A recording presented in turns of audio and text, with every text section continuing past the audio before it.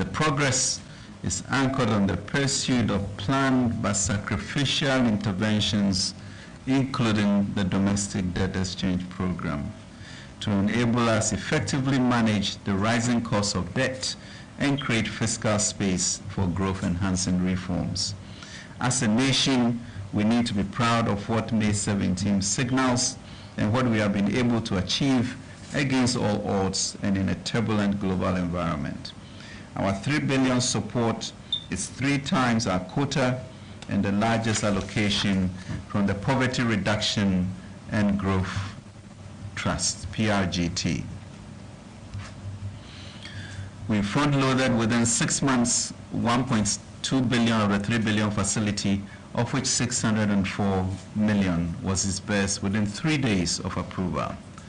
Let us also not forget the uncertainties of the G20 Common Framework for Debt Treatment and the role of the Paris Club and China's agreement to co-chair the Official Creditor Committee, and no support from India, Saudi Arabia, and Turkey to deliver financing assurances to the IMF board on May 12th. For us in Ghana, we successfully navigated a difficult domestic debt exchange program with steadfastness. My gratitude to the individuals in banking, insurance, and capital market sectors for their resolve and the strong intercessory prayers by our faith-based organizations. So, fellow Ghanaians, as in Psalm 118, let us indeed give thanks to the Lord for his good, for this is the Lord's doing, and it is for us marvelous in our eyes.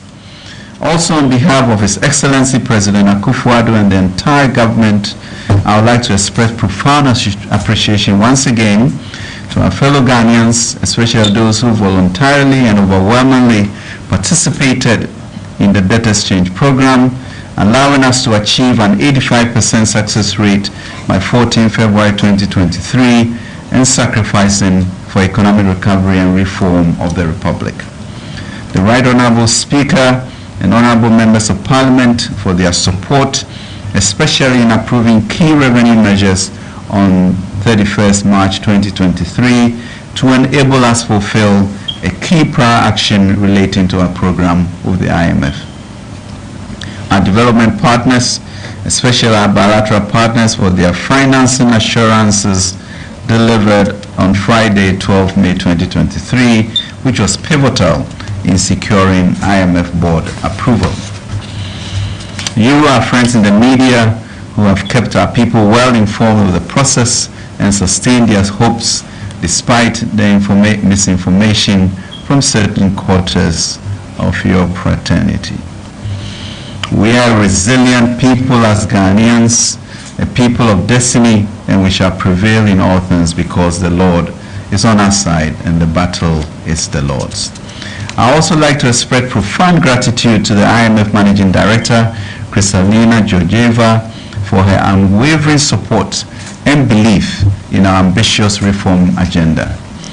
To Abebe Selassie and especially the IMF Mission Chief, Stephanie Roder, and the team for their tireless efforts and constructive dialogue with government.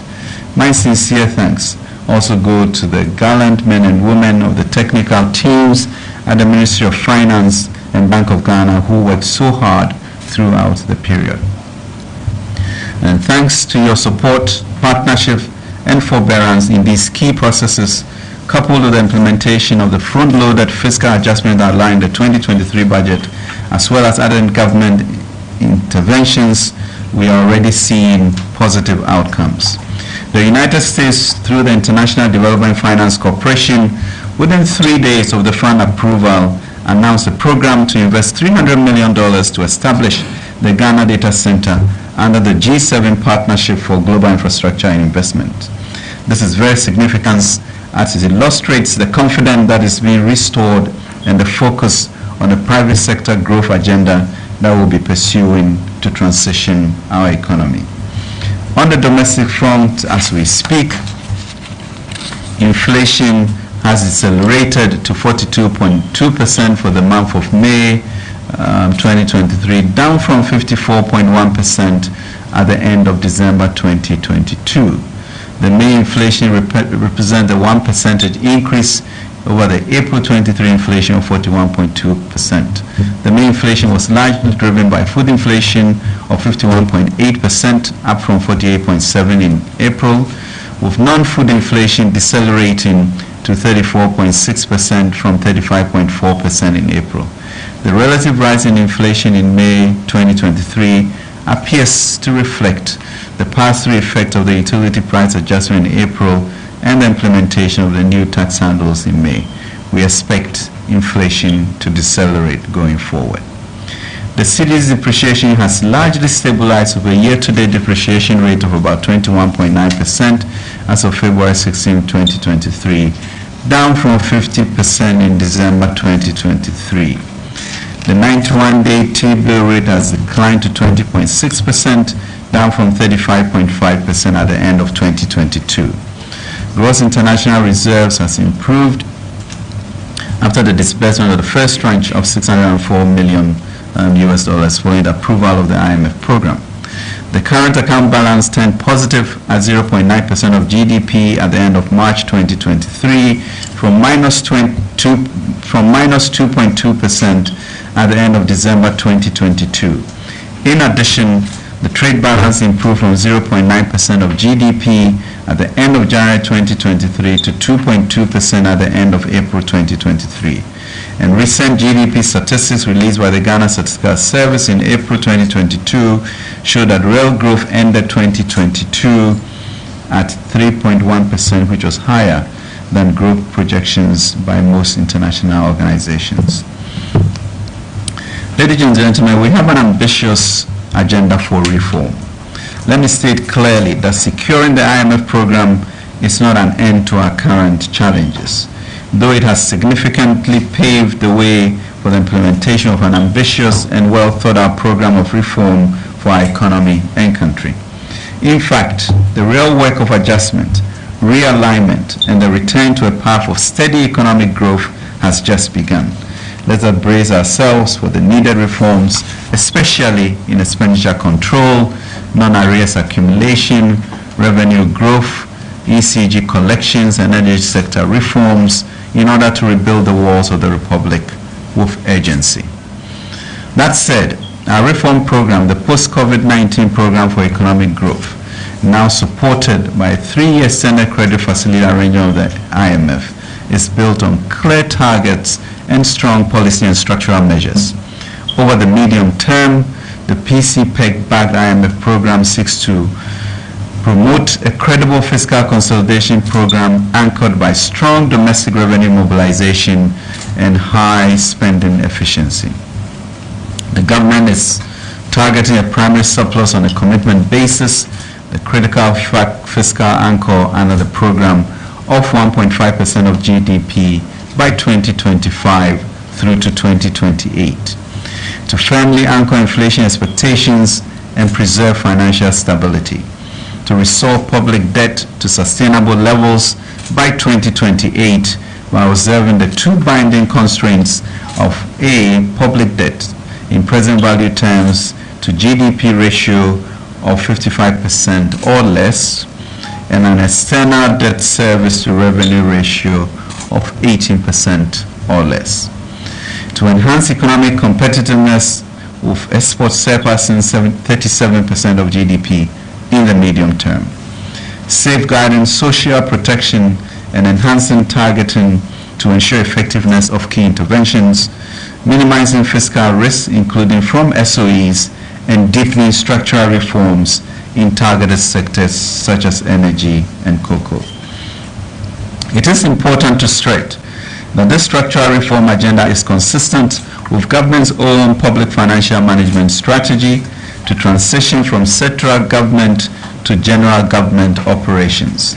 This shift is critical as it facilitates clear oversight over key state institutions, that's MMDAs, SOEs, especially Cocoa Board and ECG, and others in the energy sector, and other quasi-state institutions whose operations have significant and direct fiscal impact on our economy. To put it in perspective, about 25% of our assessed debt burden emanates from non-central government operations, mainly from SOEs. Our ability to institute better governance standards of these institutions to address their liabilities and promote their growth will be significantly improved, especially in this period of collective reform.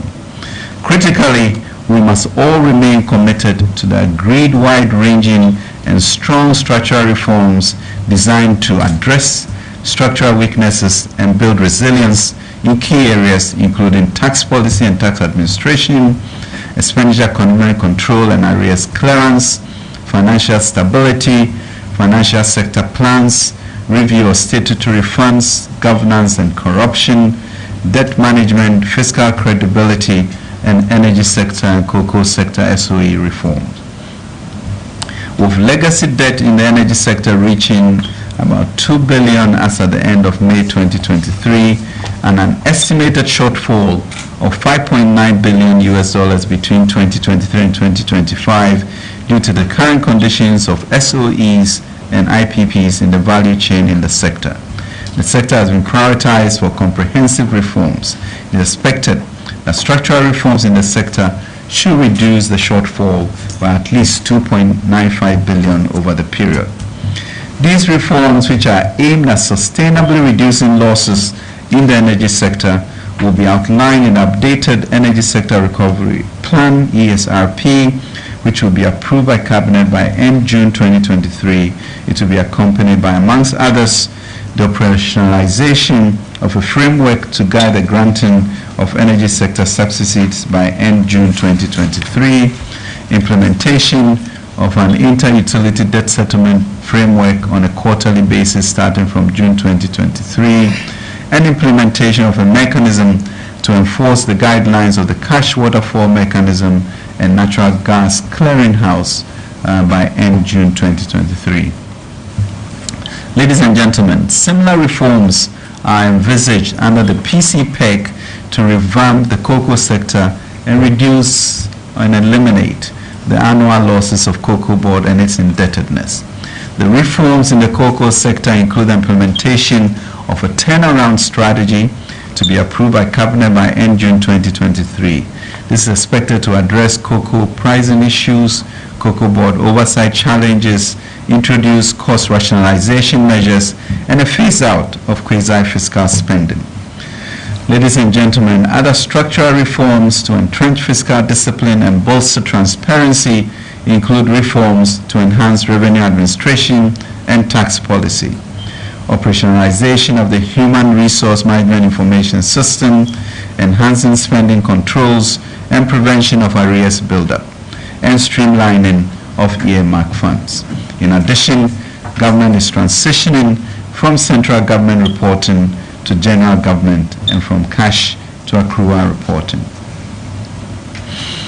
Our commitment to these reforms is matched by our relentless pursuit of innovation and strengthened partnership. Backed by the renewed drive for reforms, government is working towards securing significant support from our multilateral partners. Altogether, and including the IMF funds, World Bank, and AFDB support, we expect multilateral support of about $2 billion for 2023 and $6.2 billion between 2023 and 2026. We expect the World Bank to provide a total support of $1.6 billion, while the AFDB provides a total support of $200 million over the program period.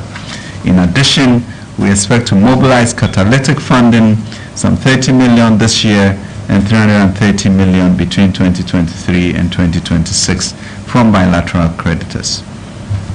We are also collaborating with other development partners, including the World Bank and the Africa Development Bank, to finance the Ghana Financial Stability Fund to provide liquidity and solvency support for the financial sector as a result of the assessed impact of the DDEP. The first phase of the fund involves a $750 million package to address solvency challenges.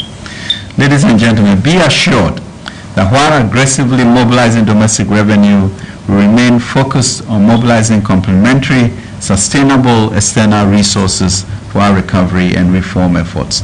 to build a resilience that will promote shared prosperity for our people, while protecting and improving the lives of our more vulnerable population. A special collaborative effort between the Ministry of Finance, Ministry of Trade, Ministry of Agriculture, and GIPC will be part of the program on the thematic working groups on growth to attract significant private capital. Ladies and gentlemen, government intends to invest these resources to advance macroeconomic stability and shared economic growth.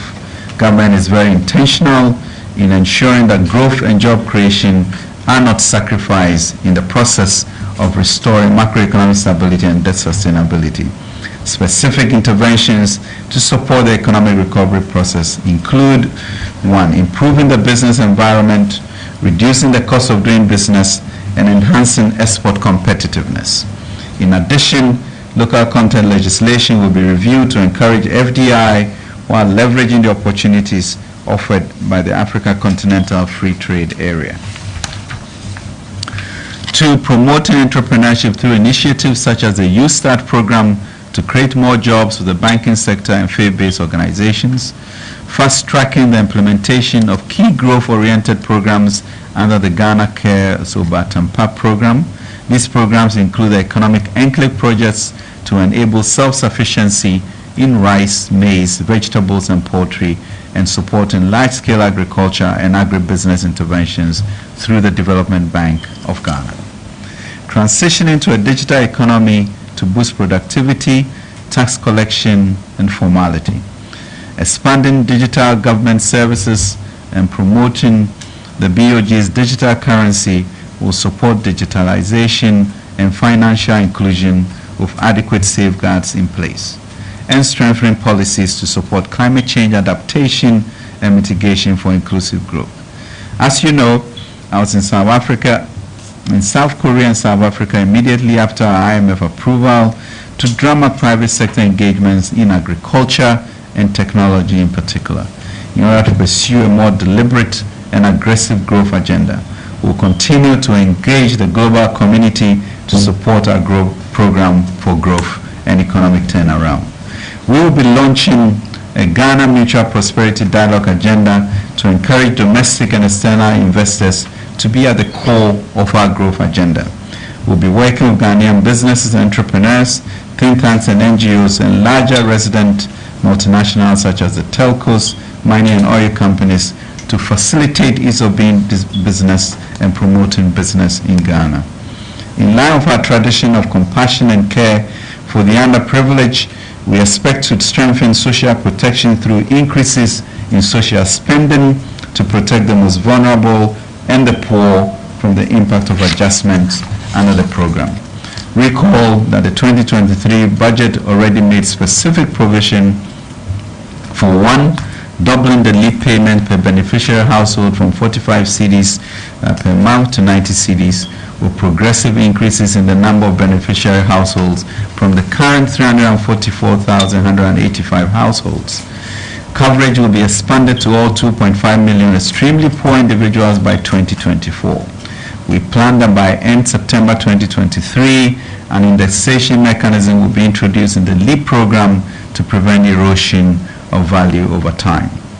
Increasing the budgetary allocation for the school feeding program to compensate for higher costs of meals and also to ensure more efficient management of the program. Increasing the capitation grant over time as part of measures to improve foundational learning, and ensuring prompt payment of the NHIS from the Consolidated Fund. There will also be a review of the package of benefits and tariff structures for the scheme. Ladies and gentlemen, it must be clear that there is enormous work ahead. To sustain and optimize this partnership with the IMF, Ghana proposed and negotiated 6 quantitative performance criteria, 9 structural benchmarks, and 3 indicative targets. Specifically, these performance indicators have been carefully selected to enable us to achieve our reform objectives as well as build resilience to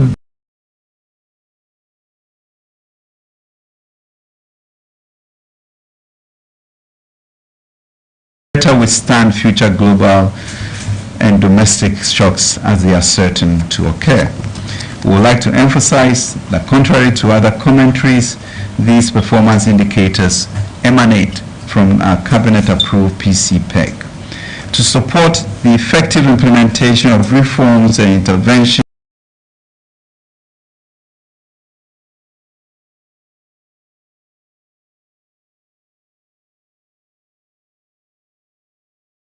government has put in place a clear implementation strategy.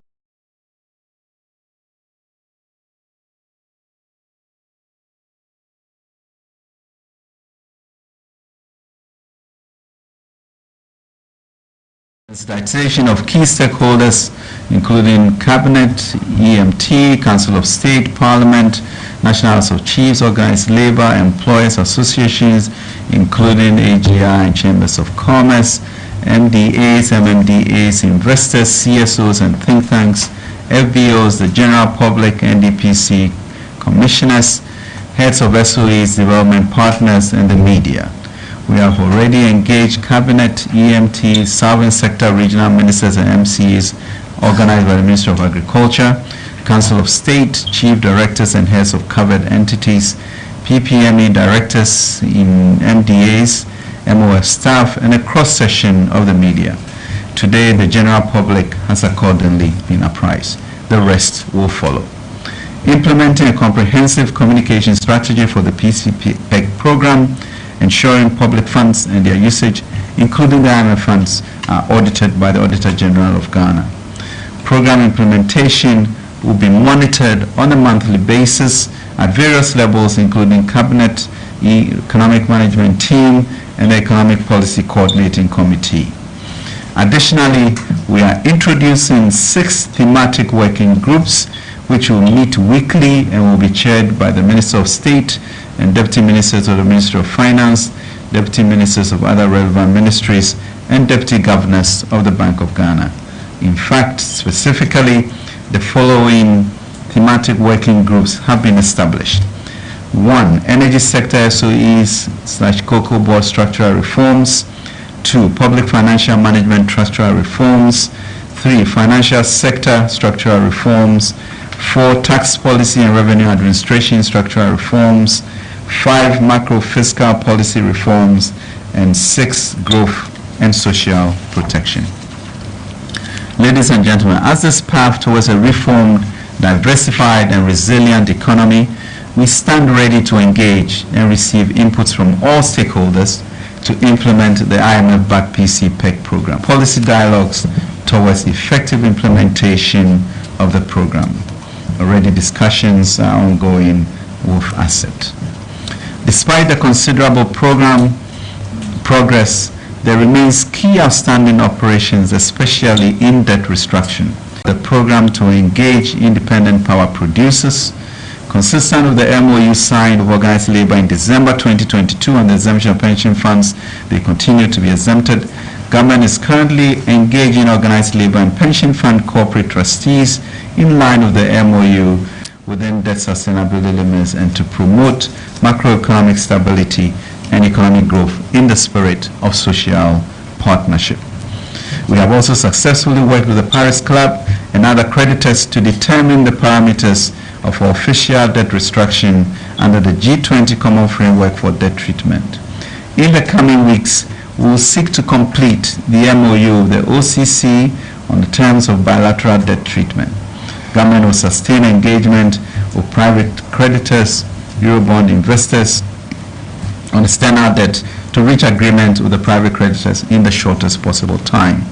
In light of the above, we will count on all stakeholders, especially the media, to be circumspect on their reportage on the economy to avoid derailing the progress being made. Our love of country must supersede all, and as the late P.A.V. Ansah, University of Ghana Communication School professor said, Journalism 101 teaches media students that they have 3 basic roles: to inform, educate, and entertain. However, for developing countries, there is a 4th: to foster national cohesion.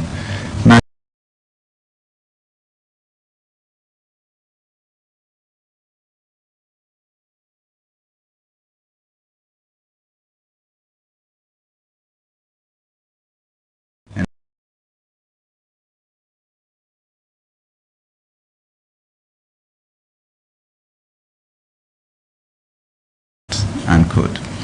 Ansah had journalists in mind when attaching his addendum to the classical test.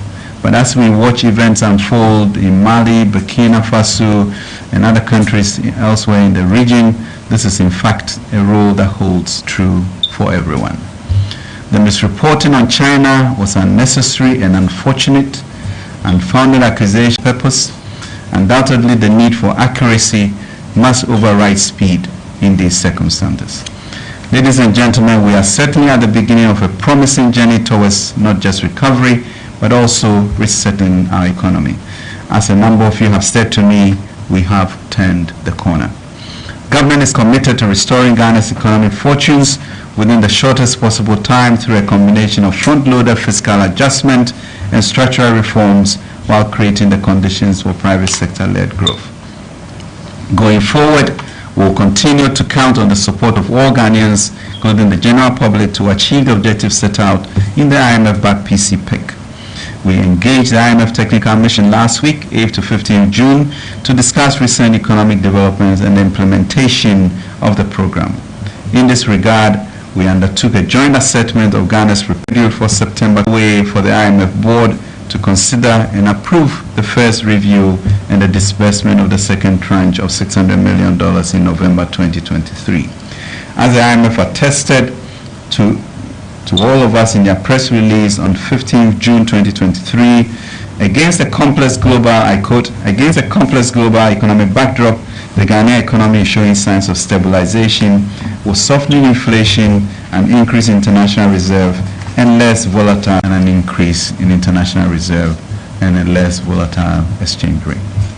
As a people, we must continue to be inspired by the momentum that propelled us to secure support in near record time to implement the PC PEC. We have a history of accomplishments in these situations. In 2017, we renegotiated the derailed IMF program, imposed stringent conditions on ourselves, and collectively achieved them ahead of schedule. From a macro fiscal standpoint, the results were remarkable. Between period 2017 and 2019, economic growth doubled of an average of 7% annually, inflation coming down to single digit 7.9% in 2019 from 15.4 in 2016. The fiscal deficit, which was about 6.5%, was brought under 5%. Exchange rate depreciation reduced significantly to under 5% in 2017, averaging 8.7% between 2017 and 2019. Alongside these achievements, we made significant investment in education, health, infrastructure, and revitalized the financial sector to promote private sector entrepreneurship. We emerged as a bright star on the regional and global stage prior to the pandemic. And no less, in the COVID period, also illustrated a strong desire to keep our people alive. Ladies and gentlemen, we are being called upon to do this again and surpass this stellar performance. We must push past these dark clouds that suddenly gathered and reclaim our manifest destiny. We must resolve and resort to our collective inner strength and overcome this new challenge for our country. We must do this inspired by assurance that the good book provides in Joel 2:25, that I will restore to you the years that the swarming locust has eaten. We shall surely be restored if we persist on this path to recovery and transformation. The Lord has rescued us with the IMF approval. We will recover all. He will restore what the locusts have destroyed, and Ghana shall experience His revival. We'll surely rejoice in the restoration of our nation if we persist on this path of recovery and transformation. The battle is indeed the Lord's. I want to thank you again for your attention. God bless our homeland Ghana and make us great and strong. God bless us all. Happy Father's Day. Thank you for the questions. We'll try and do at least about 4 rounds of questions. I encourage you to keep them straight to the point, and just to allow your other colleagues to also ask questions.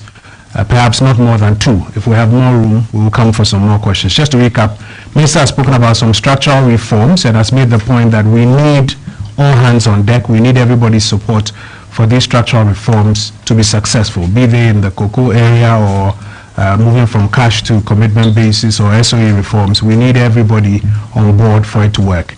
He's also mentioned that one of the vulnerabilities that the IMF talks about, the energy sector vulnerabilities. There's a program, I think he mentioned June, which will outline how those vulnerabilities are going to be dealt with. And then very quickly, remember all of this, and if you listen, he kept using the expression, the IMF-backed PCPEG, because all of this IMF conversation was based on getting support for the PCPEG. And so the whole agenda is about the PCPEG and the growth program in the PCPEG, and that's why he gives examples of Korea, South Africa, America, and even the cross-sector collaboration taking place in Ghana here, among the ministries that he mentioned, to ensure that that growth happens. So, Minister, thank you for the update. We'll take questions now. Let's take a first round of about 4, not more than 2.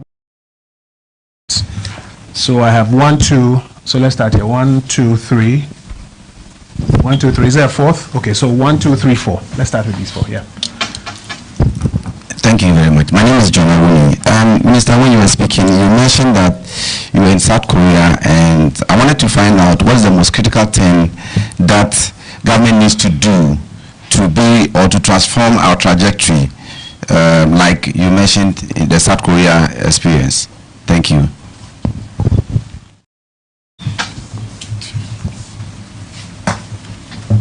Yeah. All right. No, I thought I called on Edward. Yes. So let's follow. Edward. Thank you. My name is Edward Nyakum, GBC.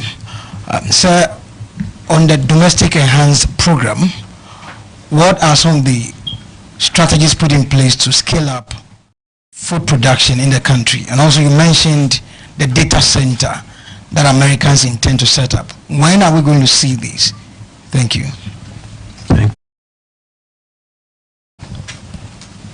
Thank you very much, Honorable. Honorable Ofori-Atta, you mentioned something like you intend to reach an agreement with bilateral creditors in the next week. My question is, what sort of debt relief agreement did we get from the bilateral creditors? Thank you.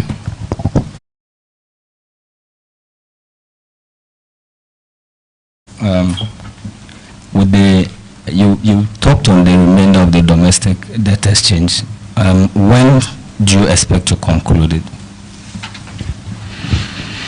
Thank you very much. Just to recap, and then we'll come for 3 more rounds. Hopefully about 4 questions here. So John was asking, what is the most critical item needed for transformation if we are trying to learn from the examples of South Korea and other places?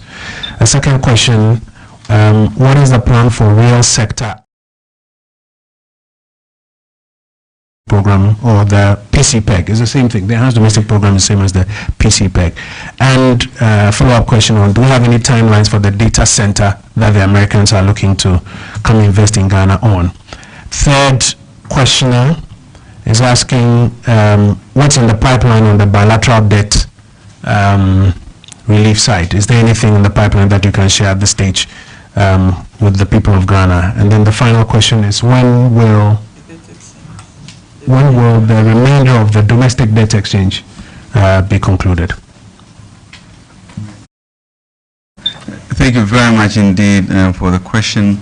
I think South Korea was quite instructive, and I think that the sacrifices that they did. I remember in one of the presentations, the gentleman said he was going to give us some lottery numbers, and he said 61, 82, 22, 33,400. Like, what's he talking about? And he said, well, in